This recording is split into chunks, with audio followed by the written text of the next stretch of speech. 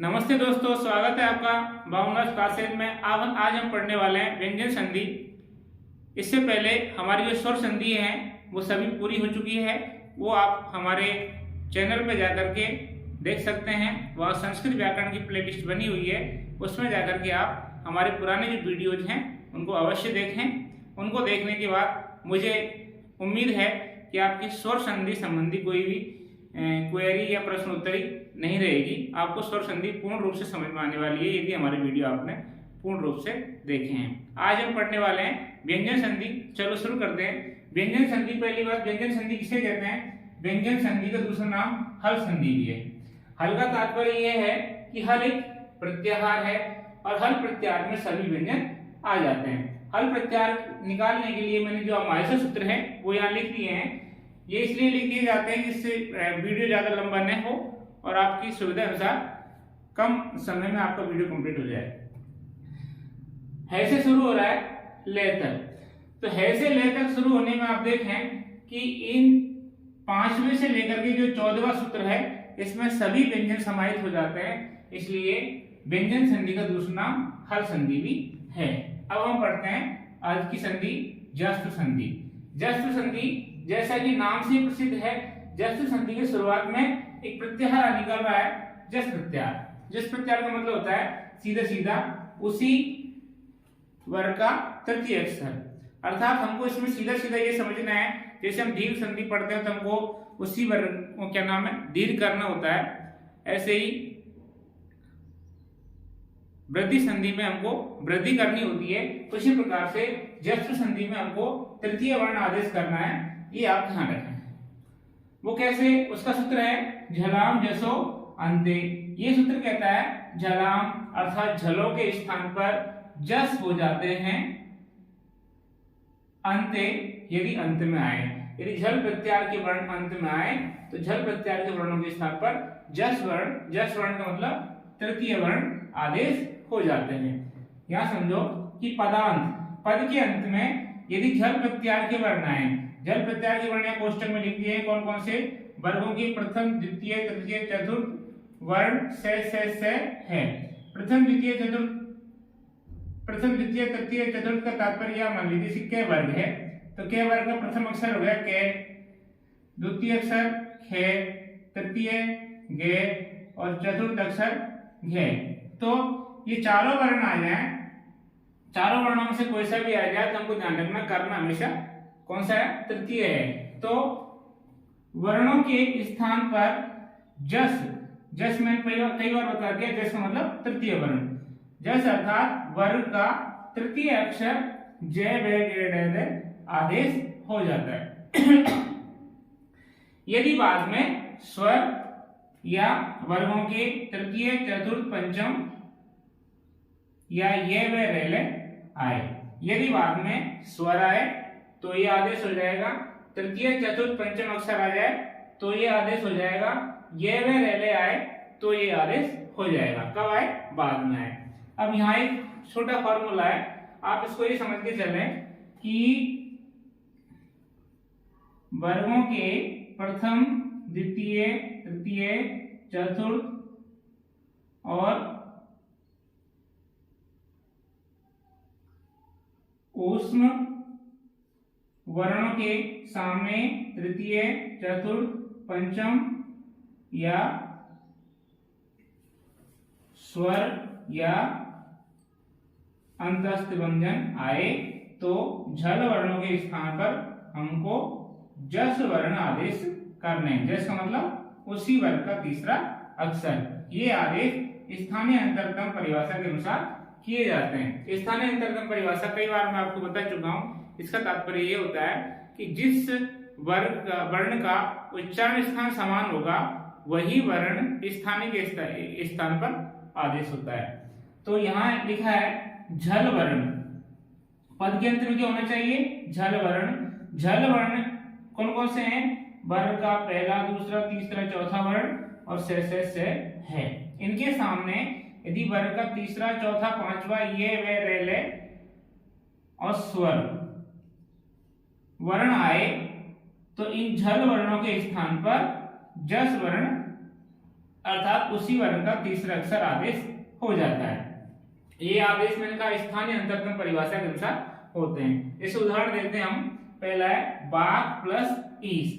अब आप यहाँ देखिए बाघ प्लस ईस जो उदाहरण है, इसमें जो प्रथम पद के अंत में क्या है, के है, और सामने क्या है, एक स्वर है। तो ये जो के है ये झल वर्ण है कि नहीं? झल वर्ण का तात्पर्य वर्ग का पहला, दूसरा, तीसरा, चौथा अक्षर। तो के जो वर्ण है ये के वर्ग का प्रथम अक्षर ही है। तो यहाँ पर हमारा नियम ये फॉलो कर रहा है। इसके बाद कहता है सामने स्वर होने चाहिए। तो यहाँ तो स्वर ही है, तृतीय चतुर्थ वर्ण की बात करने की आवश्यकता नहीं है। तो झल वर्ण के सामने यदि स्वर आया है तो हमको क्या करना है, आदेश। आदेश होगा के वर्ण के स्थान पर उसी वर्ग का तृतीय अक्षर अर्थात जस वर्ण आदेश हो जाएगा। जस वर्ण मैंने बताया आपको कि उसी वर्ग, जिस वर्ग का अक्षर है उसी वर्ग का तृतीय अक्षर हमको आदेश करना है। तो के के स्थान पर आ गया गे। तो हमारे संधि में के के स्थान पर गया, ई में कोई परिवर्तन होना नहीं है क्योंकि एक आदेश नहीं है, आदेश है। एक आदेश होता है तो दोनों वर्णों के स्थान पर एक होता है, और आदेश होता है तो एक वर्ण हटा करके दूसरा वर्ण लाते हैं। जैसे हमने के को हटा करके गे लाए। तो बाघ प्लस ईस, तो मिला दिया बागीस। जैसा कि आप देख रहे हो संधि कितने प्रकार से आ सकती है। एक संधि है बाघ प्लस ईस बागीस, उसको 5 तरीके से अलग अलग एग्जाम में पूछा गया है। जैसे जलाम जसो अंत्य सूत्र का उदाहरण है तो यहाँ बागीस सही है।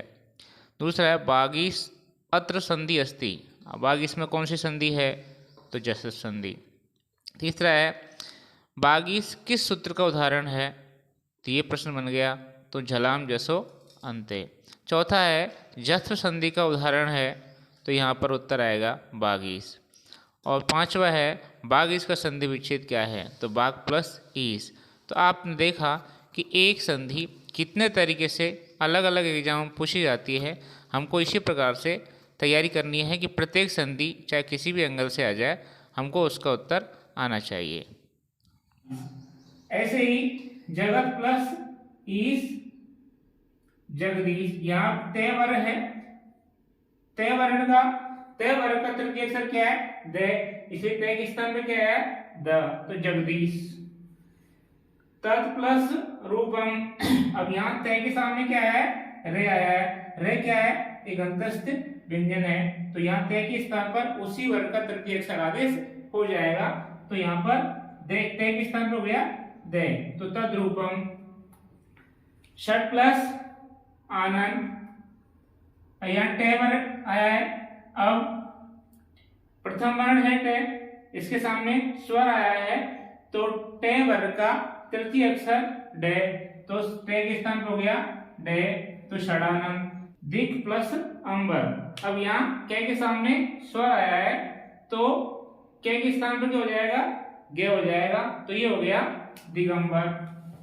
अच प्लस अंत, अब यहाँ च क्या है, झल वर्ण है क्योंकि अपने वर्ग का प्रथम अक्षर है। इसके बाद स्वर आया है तो च के स्थान पर इसी वर्ग का च छ जय, तीसरा अक्षर जो कि जस वर्ण है जय, तो यहाँ पे आ गया जय, तो च के स्थान पर क्या आया, जय।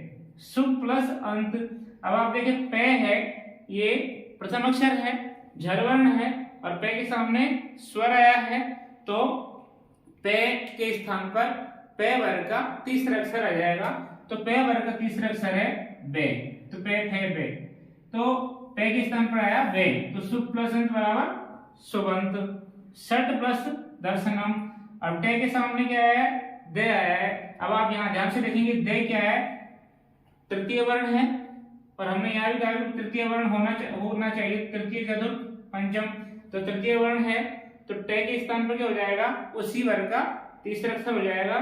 तो टे का तृतीय अक्षर है डे, तो षड दर्शनम, यहाँ पर हलंत है क्योंकि सामने स्वर नहीं आया, व्यंजन आया है। दिक प्लस गज, अब के सामने गे आया है, जो गे क्या है, अपने वर्ग का तीसरा अक्षर है जो हमारे नियम से मेल खाता है, तो के स्थान पर क्या हो जाएगा, के हो जाएगा, तो ये हो गया दिग्गज। जसत संधि का दूसरा सूत्र पढ़ते हैं, जलाम जस जसी। ये सूत्र कहता है झलाम जस जसी, ये कहता है झलों के स्थान पर जस आदेश हो जाते हैं यदि झस परे हो। जस का मतलब वर्ग का तीसरा और चौथा अक्षर। झल वर्णों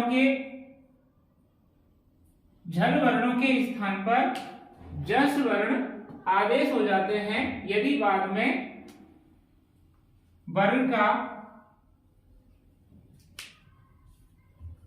या वर्गों के तृतीय या चतुर्थ अक्षर वर्ण आए। ये कहता है झल का मतलब वर्ग का प्रथम द्वितीय तृतीय चतुर्थ अक्षर से है और इसके सामने यदि झस आए, झस मतलब वर्ग का तृतीय या चतुर्थ अक्षर, तो इन झल वर्णों के स्थान पर जस प्रत्याहार के अर्थात तृतीय वर्ण आदेश हो जाते हैं। वो समझाने के लिए निम्नबद्ध पे बताऊं कि ये सब झल वर्ण है। अब ये सब जस वर्ण है। अब झल वर्ण वाले के, खे, गे, घे है। अब हमारे पास झल वर्ण तो काफी है। झल वर्णों की संख्या कितनी जाए तो आप देखें 24 है और जस वर्ण है वो लगभग 5 ही है। अब इनमें कैसे हम करेंगे भाई, इतने वर्णों के स्थान पर जो स्थानीय के स्थान पर आदेश कर रहे हैं वो तो 5 ही वर्ण है। तो इसका जो समाधान है वो इसी सूत्र के पास है, स्थाने अंतरतम। यही सूत्र कहता है ये प्रक्रिया भाई के, खे, गे, घे है, इन सबका उच्चारण स्थान है कंठ। अगु विसर्जन नाम कंठ है। तो इन वर्णों के स्थान पर वही वर्ण आदेश होगा जो जस प्रत्याहार का वर्ण भी वही हो जो कंठ से हो। अब जस प्रत्याहार में तो एकमात्र गे ही है जिसका उच्चारण स्थान कंठ से होता है। ऐसे च वर्ग चे, छे, जे, प्रथम द्वितीय तृतीय चतुर्थ अक्षर और श, ये सभी वर्ण क्या है? तालव्य वर्ण है। अब ये तालव्य वर्ण है तो तालव्य वर्ण के सामने इनके स्थान पर कौन सा वर्ण आदेश होगा? तो उसके लिए भी हमारे पास जस प्रत्याहार की जो वर्ण है उनमें एक ही वर्ण है जय, जिसका उच्चारण स्थान तालु है। ऐसे ही टे, ठे, डे, ढे और श, ये सभी वर्ण मूर्धन्य वर्ण है अर्थात इनका उच्चारण स्थान मूर्धा से होता है। तो इनके स्थान पर हम जस प्रत्याहार में कौन सा वर्ण लेंगे? तो उसके लिए डे वर्ण ऐसा है जिसका उच्चारण स्थान मूर्धा है, इसलिए यहाँ मूर्धा आएगा। ते, थे, दे, धे और श, क्योंकि पंचम वर्ण की जस प्रत्याहार बात की नहीं जाती है। तो ये सभी वर्ण क्या है? दंती वर्ण है, इनका उच्चारण स्थान दंत है। तो जस प्रत्याहार की जो वर्ण है उसमें से कौन सा वर्ण है जिसका उच्चारण स्थान दंत है? तो वो दे है। इसलिए इन वर्णों में से कोई सा भी आ जाए हमको आदेश दे ही करना है। पे, फे, बे, भे, ये 4 वर्ण है। इन चारों वर्णों के स्थान पर जो ये आदि स्थानीय कितने? 4 ही हैं। और तो ये इनका उच्चारण स्थान ओष्ठ है। इनके स्थान पर कौन सा वर्ण आदेश होगा? तो जस प्रत्याहार में एक ही वर्ण है जिसका उच्चारण स्थान भी ओष्ठ है और वो वर्ण है बे। इसलिए पे आ जाए, फे आ जाए, बे आ जाए, भे आ जाए, हमको आदेश बे ही करना है। ध्यान रखना है कि बे आ जाए, खुद तृतीय वर्ण भी इसमें है तो आदेश हमको बे ही करना है। तृतीय स्थान पर तृतीय ही होगा। तो ये 24 वर्ण क्या है? स्थानीय है और इनके स्थान पर आदेश होने वाले कितने हैं? 5 है। तो 24 के स्थान पर 5 का डिवाइड कैसे होगा? वो ये सूत्र करेगा, स्थानीय अंतरतम है। मेरे क्या नाम है, उम्मीद करता हूँ आपको समझ में आ गया होगा कि भाई झल वर्णों के स्थान पर जस प्रत्याहार के वर्ण कैसे आदेश होंगे। मोटे मोटे तौर पे हमको बता दिया जाता है कि भाई जस संधि में तृतीय वर्णीय आदेश होता है। तो उसका जो बेसिक नियम है वो ये है। कुछ उदाहरणों पर चर्चा कर लेते हैं। लघु प्लस ध, भे क्या है? पे, फे, भे, पे, फे, भे, भे चतुर्थ अक्षर है और सामने भी क्या है? चतुर्थ अक्षर है जो कि झस वर्ण है, चतुर्थ अक्षर। तो क्या होगा? इस वर्ण का अब भे कहाँ है? भे ये रहा। तो भे के स्थान पर क्या हो जाएगा? बे। तो भे के स्थान पर क्या हो गया? बे। ऐसे ही दुग प्लस ध, अब के, खे, गे, घे, ये कौन सा अक्षर है? चौथा अक्षर है। तो इसके स्थान पर क्या होगा? गे। तो दुग्धम। बाग प्लस दानम, अब के, क्या है, प्रथम वर्ण है। सामने कौन सा है, तृतीय वर्ण जो जस वर्ण है। तो के के स्थान पर क्या हो जाएगा, के के स्थान पर उसी वर्ग का तीसरा अक्षर गे हो जाएगा। तो यहाँ पर होगा वाग्दानम। युद्ध प्लस थी। अब यहाँ पर जो ध है, ध कौन सा है, चौथा अक्षर है। सामने कौन सा है, चौथा अक्षर है।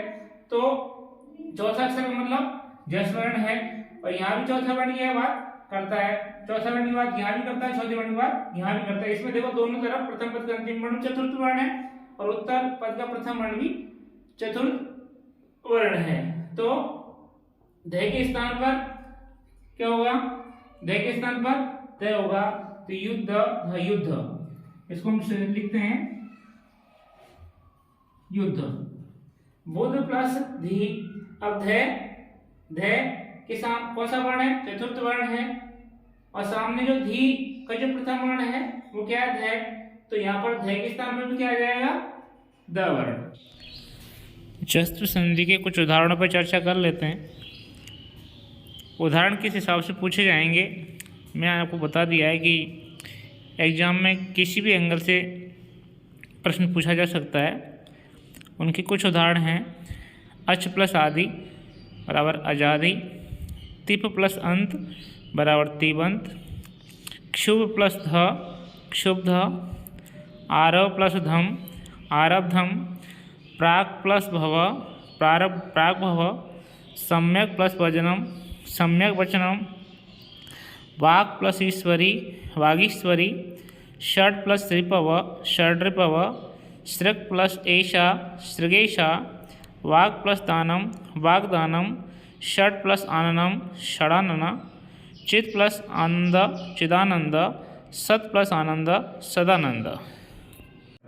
तो यहाँ पर आपकी जस्त्र संधि पूरी होती है। उम्मीद करता हूँ कि आपको पसंद आई होगी, और यदि आपको हमारे द्वारा बनाए गए क्लास वीडियो आपको पसंद आ रहे हों तो आप हमारे चैनल को जरूर सब्सक्राइब करें। यदि आप हमारे चैनल को पहली बार देख रहे हैं या पहली बार हमारे चैनल पर आए हैं तो आपसे विनम्र आग्रह है कि आप हमारे चैनल को सब्सक्राइब करें और अपने दोस्तों के साथ शेयर करें, जिससे कि इस हमारी क्लास का लाभ उनको भी मिल सके। धन्यवाद।